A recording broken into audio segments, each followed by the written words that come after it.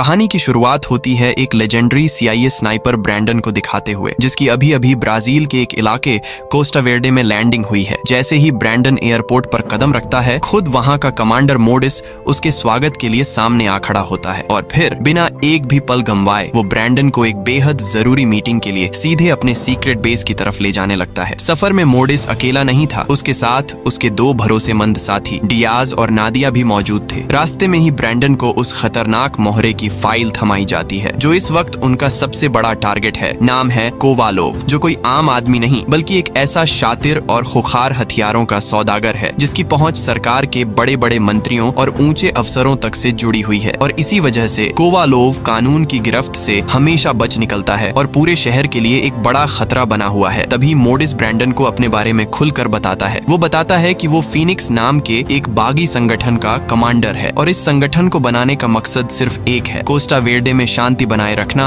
और शहर की पीठ में छुरा घोंपने वाले गद्दारों को चुन चुन कर ठिकाने लगाना। बातचीत के बीच ही ब्रैंडन फीनिक्स के हेडक्वार्टर पहुंच जाता है। वहीं ब्रैंडन के मन में एक सवाल था कि मोडिस ने इस मिशन के लिए सिर्फ उसी को क्यों चुना। मोडिस मुस्कुराते हुए जवाब देता है कि इस मिशन के लिए ब्रैंडन जैसा सटीक निशाना किसी और का नहीं है। दोनों की बातचीत के बीच वहाँ एक ऐसा शख्स आता है जिसे ब्रैंडन बहुत अच्छे से जानता था, जिसका नाम है रोजी। दरअसल रोजी और ब्रैंडन पिछले मिशन में एक साथ थे जहां उनकी दोस्ती हुई थी। मोडिस दोनों पुराने दोस्तों को आपस में बातचीत करने और बाकी के साथियों से मिलने को कहकर वहां से चला जाता है, जिसके बाद रोजी ब्रैंडन को बेस का चक्कर लगवाते हुए उनके टारगेट कोवालोव के बारे में कुछ और राज खोलता है। वो बताता है कि कमांडर मोडिस एक सच्चे देशभक्त हैं जिन्हें देश के बड़े अधिकारी भी बहुत इज्जत देते हैं और कोवालोव को पकड़ने का ये मिशन खुद मोडिस ने ही डिजाइन किया है, क्योंकि वो पिछले कई सालों से कोवालोव के पीछे हाथ धोकर पड़े हैं, लेकिन हर बार वो बाल बाल बच निकलता है। वहीं इस मिशन को अंजाम देने के लिए मोडिस ने सिर्फ ब्रैंडन को ही नहीं बल्कि कुछ और भी खतरनाक स्नाइपर को चुना है, जैसे अनेल, छोटे बालों वाली एक जाबाज लड़की और दो भाई बहन हेरा और हिलो, जिन्हें सब ट्विन एक्स यानी जुड़वा कुल्हाड़ी के नाम से जानते हैं। और बाकी दो तो वही थे जो ब्रैंडन को रिसीव करने आए थे। रोजी ब्रैंडन के बारे में भी सबको बताता है कि कैसे ब्रैंडन ने पिछले मिशन के दौरान 2 किलोमीटर दूर से भी सटीक निशाना लगाया था। 2.4 kilometers, impossible. इसी बीच वहां कमांडर मोडिस एक जूनियर स्नाइपर को लेकर आता है जिसका नाम है ताबो। मोडिस कहता है कि वो चाहता है कि ब्रैंडन खुद ताबो को गाइड करे और उसे स्नाइपिंग की बारीकियां सिखाए। ऐसा नहीं था कि ताबो का निशाना खराब था या उसकी स्नाइपिंग में कोई दिक्कत थी, बस उसने आज तक अपनी जिंदगी में कभी किसी इंसान पर गोली नहीं चलाई थी, यानी उसने कभी पट से हेडशॉट नहीं लगाया था। मिशन की कामयाबी के लिए मोडिस चाहता था कि ताबो ब्रैंडन की छत्रछाया में रहकर उसी की तरह पक्का खिलाड़ी बन जाए। इसके बाद टीम सेट होने के बाद मोडिस सभी को 3 ग्रुप्स में बांट देता है और एक खास कमरे में ट्रेनिंग शुरू की जाती है। ये कमरा हूबहू विलेन कोवालोव के ठिकाने जैसा बनाया गया था, ताकि जब टीम असली मिशन के लिए निकले तो उन्हें वहां सब कुछ जाना पहचाना लगे और कोई बड़ी गड़बड़ ना हो। मोडिस सबको बारीकी से सब कुछ अच्छे से समझा देता है और टीम का कमान ब्रैंडन के हाथों सौंप देता है। थोड़ी देर में ट्रेनिंग खत्म होने के बाद ब्रैंडन ताबो को लेकर फील्ड में जाता है ताकि उसकी काबिलियत को परख सके। Nicely done.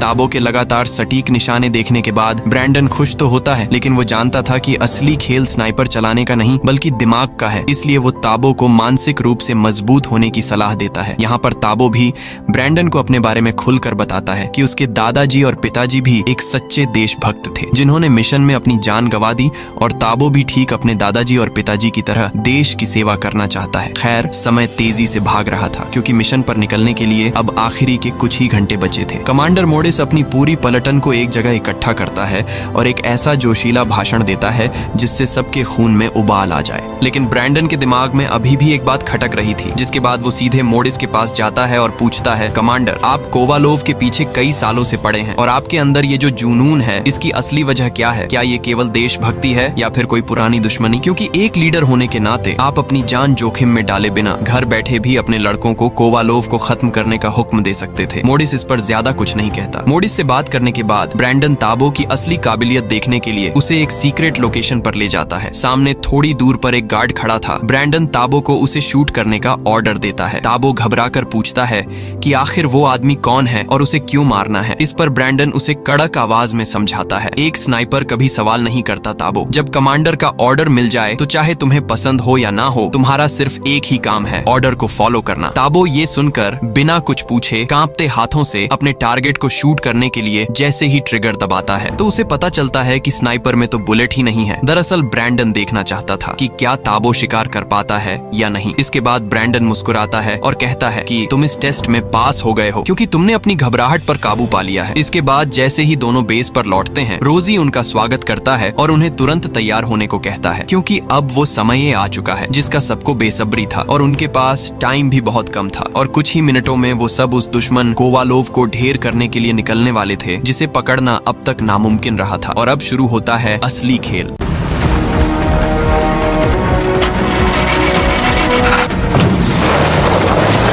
कुछ ही देर में मोडिस और उसकी पूरी पलटन कोवालोव के ठिकाने पर धावा बोल देती है। जैसा कि प्लान था, तीनों टीमें अपनी अपनी पोजीशन संभाल लेती हैं। ताबो और ब्रैंडन को बेस के बाहरी हिस्से की कमान मिलती है जहां वो पहाड़ी के ऊपर से दूरबीन लगाकर गार्ड्स पर नजर रख रहे थे। ब्रैंडन यहाँ भी ताबो की काबिलियत परखते हुए उससे पूछता है कि तुम सबसे पहले किसको शूट करोगे। ताबो बताता है कि वो पहले उस मोटे गार्ड को मारेगा क्योंकि वो अलार्म के बिल्कुल करीब है। दूसरी तरफ बाकी की दोनों टीमें गटर के रास्ते रेंगते हुए अंदर की तरफ बढ़ रही थी और जैसे ही रास्ता साफ होता है, मोडिस ब्रैंडन को आगे का काम करने का ऑर्डर दे देता है और ये रहा ब्रैंडन और ताबो की स्नाइपिंग। Execute. Fire. सभी गार्ड्स को खामोश करने के बाद मोडिस और उसके जाबाज गटर से बाहर निकल आते हैं। वहां से वो तुरंत दो गुटों में बंट जाते हैं। एक टीम बैकअप संभालती है और दूसरी सीधे कोवालोव के चेंबर की तरफ बढ़ती है। यहाँ ट्विन एक्स अकेले ही उन सभी गाड़ियों के टायर पंचर कर देते हैं जिनका इस्तेमाल कोवालोव भागने के लिए कर सकता था। दूसरी तरफ अनेल और डियाज कमांडर मोडिस से आगे निकल जाते हैं ताकि मोडिस के लिए रास्ता साफ किया जा सके, लेकिन किस्मत को कुछ और ही मंजूर था। मोडिस एक दूसरे रास्ते से जा रहा था कि अचानक उसका सामना कुछ गार्ड से हो जाता है। मोडिस अकेले ही उन्हें मौत के घाट उतारने लगता है, लेकिन एक गार्ड जान बचाकर भागता है और मोडिस उसका पीछा करते हुए सीधे विलेन कोवालोव के सामने जा पहुंचता है। कोवालोव का सामना अब सीधे मोडिस से था। हालांकि कोवालोव के साथ सिर्फ उसका एक असिस्टेंट था, फिर भी वो दोनों किसी तरह मोडिस को चकमा देकर अंदर एक खुफिया रास्ते से भागने में कामयाब हो जाते हैं। लेकिन कोवालोव बाहर भागने के बजाय उस सीक्रेट रूम में जाता है जहां उसने अपना सबसे खतरनाक हथियार छुपा रखा था, ग्रिम रीपर, जो कोई मामूली बम या गन नहीं बल्कि एक ऐसा खतरनाक किलर डिवाइस था जिसके दायरे में आने वाले किसी भी इंसान का बचना नामुमकिन था। जब मोडिस और उसकी बाकी टीम बिल्डिंग के अंदर कोवालोव को चारों तरफ से घेर लेती है तो कोवालोव बिना सोचे उस विनाशकारी सोनिक मशीन का बटन दबा देता है। मशीन चालू होते ही एक जोरदार तरंग उठती है। जो लोग मशीन के पास थे उनकी तो हालत खराब होती ही है, लेकिन जो लोग बेस से काफी दूर थे उन्हें भी ऐसा महसूस होता है जैसे कोई छोटा मोटा भूकंप आया हो। उस झटके के महसूस होते ही बाहर मौजूद टीम के बाकी लोग तुरंत अपने कमांडर की हालत देखने के लिए अंदर भागते हैं। अंदर का नजारा हैरान करने वाला था। कोवालोव को जिंदा तो पकड़ लिया गया था, लेकिन उसके चेहरे पर डर का एक कतरा भी नहीं था। वो कमीनी मुस्कान के साथ हंस रहा था क्योंकि वो जानता था कि इस मशीन की खतरनाक तरंगों की चपेट में जो भी आया है वो बहुत जल्द तड़प तड़प कर मरने वाला है, यहाँ तक कि वो खुद भी। लेकिन इस बात से अनजान कमांडर मोडिस कोवालोव से मंत्रियों के साथ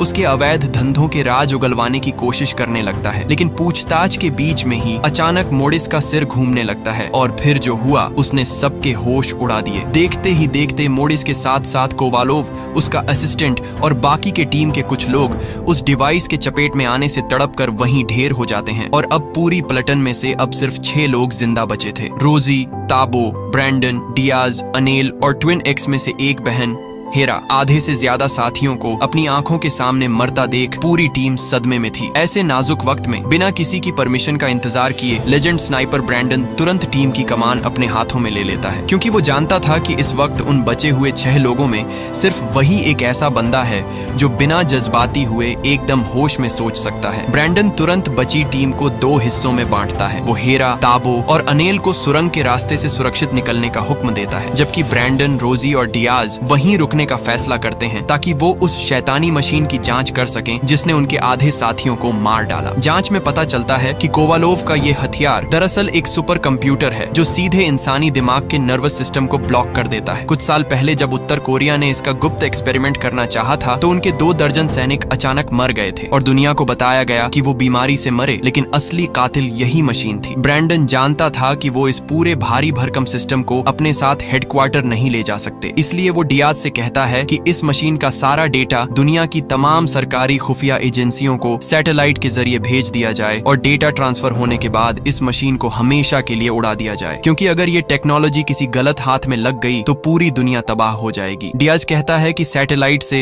इतना भारी डेटा ट्रांसफर होने में बहुत वक्त लगेगा और तब तक दुश्मन की बैकअप आर्मी यहाँ उन पर हमला कर देगी। इस पर ब्रैंडन अपनी टीम के सामने एक ऐसा रोंगटे खड़े कर देने वाला भाषण देता है कि बचे हुए मुट्ठी भर साथियों के खून में फिर से उबाल आ जाता है और जो लोग वहां से जाने की सोच रहे थे वो भी ब्रैंडन के जज्बे को देखकर मौत के मुंह में कूदने को तैयार हो जाते हैं और अपनी आखिरी सांस तक उस डेटा को प्रोटेक्ट करने की कसम खाते हैं, जो कि बेहद जरूरी था, वरना इससे पूरी दुनिया एक बड़े खतरे में आ जाएगी। अब खेल करो या मरो का था। ब्रैंडन और उसकी टीम तुरंत एक्शन में आ जाती है। सबसे पहले वो अपने बैकअप साथियों से मदद मांगते हैं। इसके बाद बेस में जितने भी बम और बारूद मौजूद थे उन्हें इकट्ठा करके उन सभी रास्तों पर लगा दिया जाता है जहाँ से दुश्मन की फौज अंदर आ सकती थी या जहाँ से उनके भागने की उम्मीद थी। जाल बिछाने के बाद सभी लोग अपनी अपनी पोजीशन संभाल लेते हैं। ब्रैंडन सीधा डियाज के पास सर्वर रूम में जाता है जो पसीने पसीने हुआ डेटा ट्रांसफर करने में लगा हुआ था। ट्रांसफर अभी सिर्फ आधा ही हुआ था और डियाज घबराहट के मारे कांप रहा था क्योंकि दुश्मनों की टोली बहुत जल्द वहां आने ही वाली है। डियाज का ध्यान भटकाने और उसका हौसला बढ़ाने के लिए ब्रैंडन उसे एक मोबाइल रिमोट थमाता है। ये वही रिमोट था जिससे पूरे बेस में लगे बम फटने वाले थे। ब्रैंडन कहता है, इस जगह को तबाह करने का आखिरी बटन तुम ही दबाओगे डियाज। इसके बाद ब्रैंडन ताबो के पास जाता है। ताबो का हौसला एकदम बुलंद था, इसलिए ब्रैंडन उसे बस पूरी तरह से चौकन्ना रहने को कहता है क्योंकि तूफान कभी भी दस्तक दे सकता है। वहीं दूसरी ओर रोजी अनेल को हिम्मत दे रहा था क्योंकि उन्हें पूरा यकीन था कि इसमें उनकी जान भी जा सकती है और वो अपनी फैमिली से हमेशा के लिए बिछड़ सकते हैं। लेकिन रोजी अनेल से कहता है वो जरूर इस मिशन में कामयाब होंगे, बस फिलहाल उन्हें मिशन पर पूरा ध्यान देना चाहिए। इसके बाद सभी लोग अपनी अपनी पोजीशन पर सेट हो जाते हैं और कुछ ही देर में दुश्मन की आर्मी की एंट्री होते ही ब्रैंडन वॉकी टॉकी पर अपनी बची हुई पलटन को जोश से भरा आखिरी संदेश देता है। तभी दुश्मन की गाड़ियों का काफिला गेट तोड़कर अंदर घुसता है, लेकिन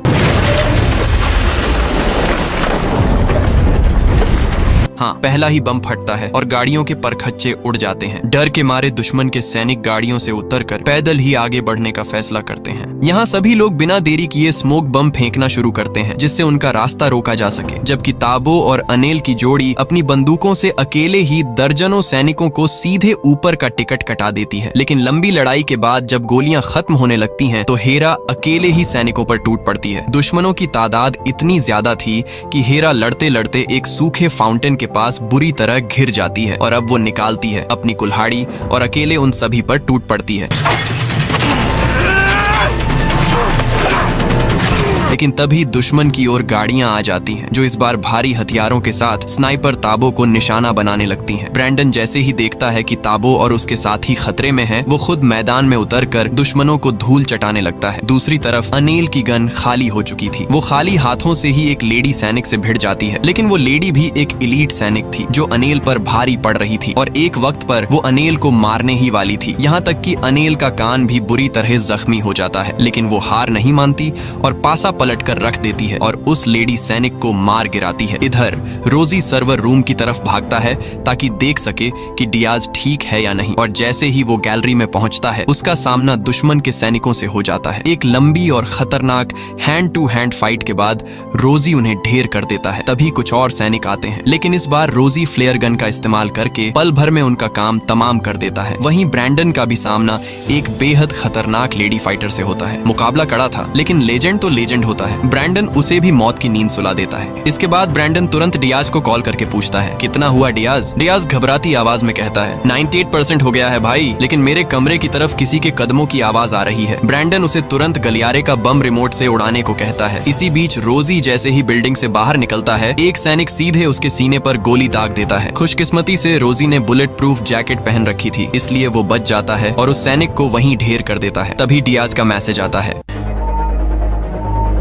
अपलोड हो गया है। डेटा ट्रांसफर होते ही सब लोग मीटिंग पॉइंट की तरफ भागते हैं, लेकिन हेरा अभी भी बिल्डिंग के अंदर फंसी थी और उसी वक्त अचानक पूरी बिल्डिंग की लाइट भी कट जाती है। हेरा रास्ता देखने के लिए जैसे ही अपने थर्मल स्कोप को ऑन करती है, सामने मौत खड़ी थी। दुश्मन उसे संभलने का मौका भी नहीं देते और उसे वहीं ढेर कर देते हैं। ब्रैंडन जब वहां पहुंचता है तो हेरा की लाश देखकर उसका खून खौल उठता है और वो गुस्से में वहां बचे खुचे सैनिकों के चीथड़े उड़ाने का सोचता है, लेकिन जैसे ही वो बाहर निकलता है, एक छुपा हुआ सैनिक ब्रैंडन पर भी गोलियां चला देता है। ब्रैंडन उस सैनिक को तो मार गिराता है, लेकिन खुद भी बुरी तरह जख्मी होकर ऐसे गिरता है मानो अब उसके बचने की कोई उम्मीद न हो। तभी वहाँ रोजी आता है और ब्रैंडन को सहारा देकर उठाता है। वहाँ ताबो और अनेल भी पहुंच जाते हैं। तभी पीछे से डियाज भी भागता हुआ आता है, लेकिन पता नहीं उसे मैप दिख नहीं रहा था या वो अंधा हो गया था। सामने दुश्मन होने के बावजूद वो सीधा उनकी तरफ दौड़ पड़ता है और दुश्मन डियाज को उड़ा देते हैं। मरने से पहले लहूलुहान डियाज वो रिमोट ब्रैंडन को थमा देता है। ब्रैंडन बटन दबाता है और एक जोरदार धमाके के साथ पूरा कंप्यूटर सर्वर रूम हवा में उड़ जाता है। सर्वर रूम तो तबाह हो गया, लेकिन अब भी दुश्मन के 1 दर्जन से ज्यादा सैनिक जिंदा थे और हमारी टीम के पास गोलियां भी खत्म हो चुकी थीं। यहाँ ब्रैंडन और रोजी एक बहुत बड़ा फैसला लेते हैं और बची खुची गोलियों के साथ अपनी जान पर खेलकर दुश्मनों से भीड़ जाते हैं, लेकिन दुश्मन उन्हें चारों तरफ से घेर लेते हैं और अब उनके सामने केवल मौत खड़ी थी। तभी अचानक कहानी में लकी एंट्री होती है फीनिक्स संगठन के बचे हुए बैकअप सैनिकों की। वो आते ही बाकी बचे दुश्मनों का सफाया कर देते हैं और इसी तरह आखिरकार इनका ये खतरनाक मिशन पूरा होता है। अब क्योंकि ब्रैंडन और रोजी ब्राजील के रहने वाले नहीं थे, इसीलिए मिशन पूरा होने के बाद वो वापस अपने देश लौटने का फैसला करते हैं। ताबो और अनेल उन्हें छोड़ने समंदर के किनारे तक आते हैं। वहाँ वो एक दूसरे को आखिरी अलविदा कहते हैं और हमेशा के लिए अलग हो जाते हैं। तो दोस्तों, यही थी आज की हमारी कहानी। उम्मीद है कि आपको अच्छा लगा होगा। तो चलिए मिलते हैं जल्द। Bye bye.